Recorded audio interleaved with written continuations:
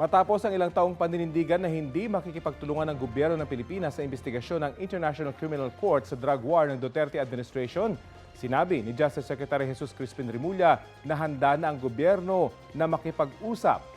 Sa panayam ni Remulla sa Reuters, inamin niyang may pagkukulang ang naging investigasyon sa drug war.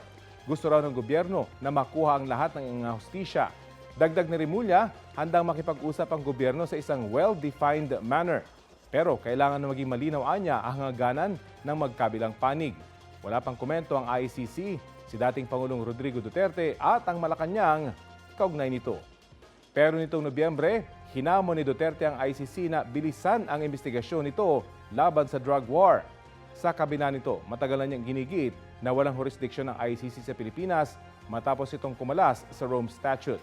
Ang dating tagapagsalita ni Duterte na si Atty. Salvador Panelo, inalmahan ang mga sinabi ni Secretary Remulla. Pagpapawalang bisa raw ito sa sinabi dati ni Pangulong Bongbong Marcos na walang jurisdiksyon ng ICC sa bansa.